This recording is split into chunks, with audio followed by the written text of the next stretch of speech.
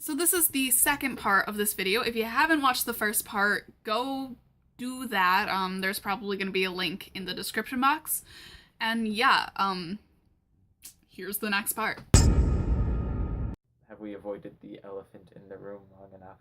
Let's talk about Gemma first. Yeah. Okay. So along with Daisy being aware of the real world, Gemma was as well, because, you know. She woke up in a grave. Because she was dead, so she woke up over her fake corpse, so that's fun.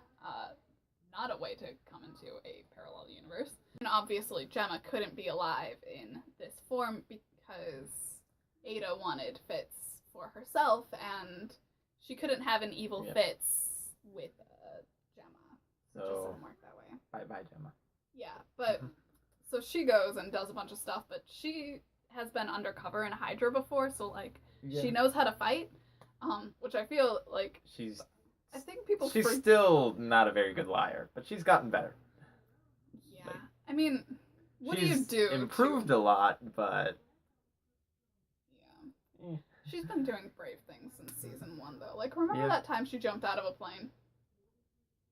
I thought she got pushed out of the plane. No, she jumped out of by Ward. No, that was the time that they both fell out of the plane in the box thing and almost died at the bottom of the ocean. But then Fitz was like, "No, it's okay. You take the oxygen. I'll take the brain damage." No, it was when she contracted that disease or whatever, and she jumped out of the plane, and then Ward saved her, and then that whole thing happened. And Ward, I've had enough of because I wonder how they're gonna bring in that back in season 5. Because, at this point... Should we address Fitz now? Well, first let's talk about Ada, because that kind of has a lot to do with what happens to Fitz. It has a lot to do with what happens to literally everybody. It's artificially intelligent something. I don't know. Ada, it stands for something. The first thing is artificial. And do you have any idea how degrading that is? That was built by Fitz and Radcliffe, and she was originally just supposed to kind of do good things. And then she reads an evil book called The Darkhold. She reads this book and she's like, "You know what I want? I want a brain that allows me to make decisions," but she still can't go against her programming because she's still a robot. So her programming is this thing to protect the framework, which is this virtual world where death isn't supposed to exist. Well, the framework doesn't really exist until May. Still. Yeah, but... They kidnap May. Right. When they kidnap May, they start making this whole thing so that she can stay happy while staying asleep and, whatever. And it's basically this idea that your consciousness lives on, but you can still die in the framework. And when you die in the framework, you die in real life. It's like... Sword Art Online. I was just about to say that. Good Sword Art Online, before it got weird. Oh my god. Framework. Her 2 objectives when the framework is brought in is to protect the framework and protect Radcliffe. And she's like, "Well, you're the danger to the framework, so I guess that means in order to complete one part, I have to kill you. Oops." And she kills him because, no one really mourns it.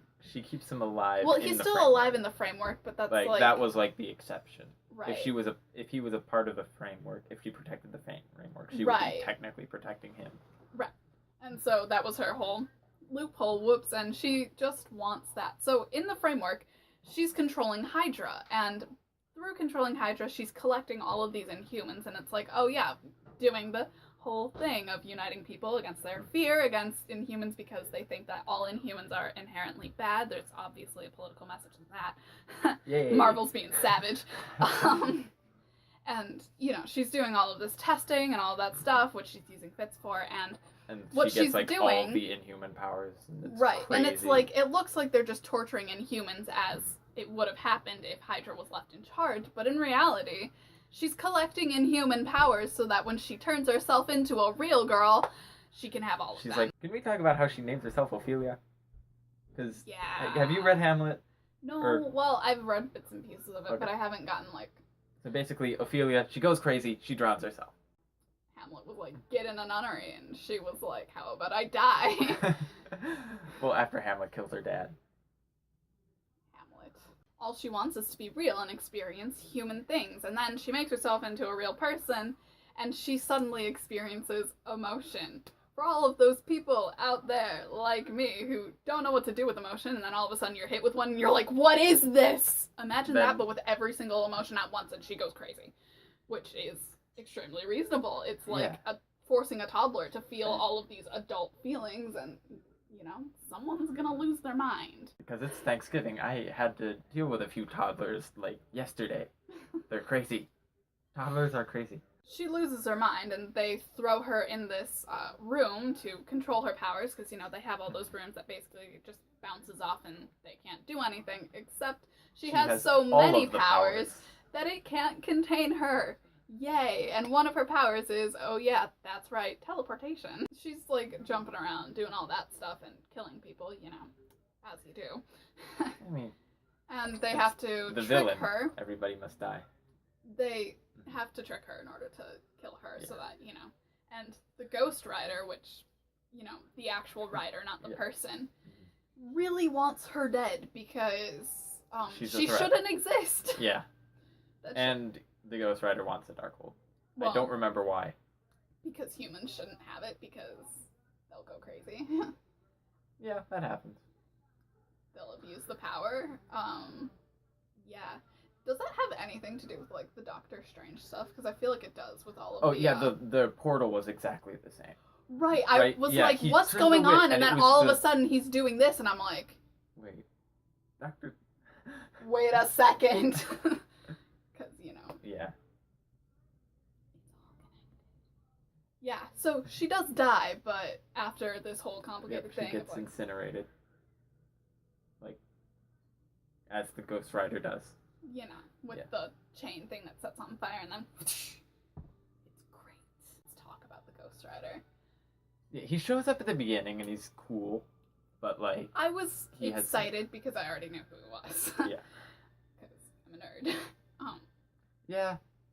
I've been meaning to read the comics for like 5 years. Haven't read a single one. I had to convince him to watch S.H.I.E.L.D. It was like sophomore year, and I was like, listen, watch S.H.I.E.L.D. Log into Netflix. Watch S.H.I.E.L.D. So finally he does, and I was like, watch Arrow. Watch Flash.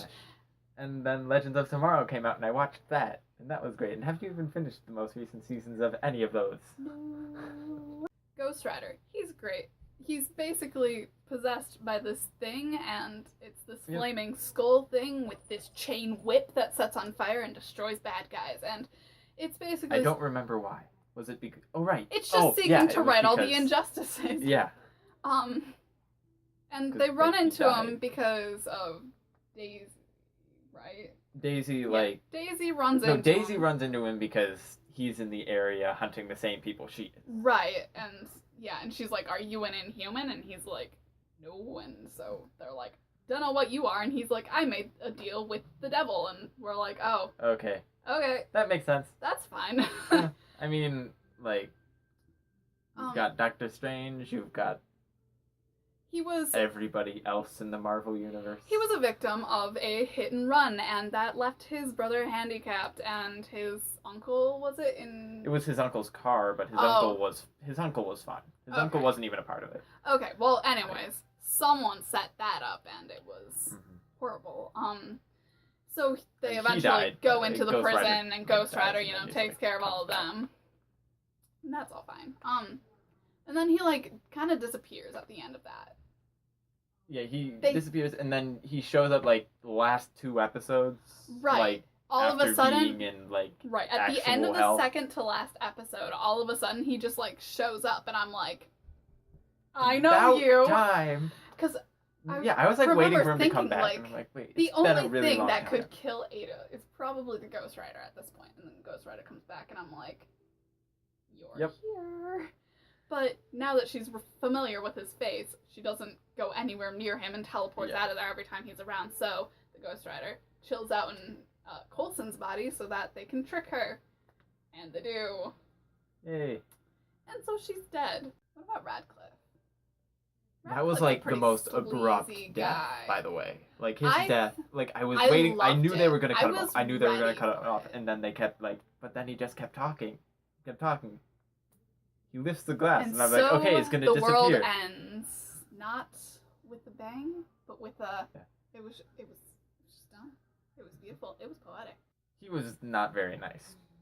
Let's just How do we explain? Because it's not like he was a bad guy, but it wasn't a good guy. He was just chaotic neutral. Yeah, it's like he did a bunch of bad stuff because he was trying to save someone. Mm-hmm. And then Agnes died. Right. Agnes was this woman he was in love with. She had cancer. It was deadly, and he spent so much time trying to fix her. She left him because she couldn't deal with being just another thing for him to fix. Ada was designed to look like her because he's crazy. And she was not happy with that. No, Ada did not enjoy. You've been modeled, what was it? Like, it's great to figure out your crazy ex has modeled their new love interest after you. But then she found out that there was a way for her to live, and that just sounded really nice, so she took that chance. And I mean, you know, he wiped her memory so that she could just have the framework and tried to have her live a happy life, and you realize, okay, everything he's ever done has been because he wants to help this woman that he loves, and that's understandable. You can't run your life like that because you're going to destroy the world. But especially if you're like a super genius that can create like the framework and literal like AI. So, that's the end of part 2. If you like this part, give it a thumbs up, leave a comment below about anything. Like before, you can follow both of us in the links in the description box below. You should really check out his channel. It's new, but it's nerdy. It's about gaming and stuff, and you might enjoy it. Check it out. Be a bro, share this video with another bro, and if you have not done so yet, subscribe. Part 3 will be coming tomorrow.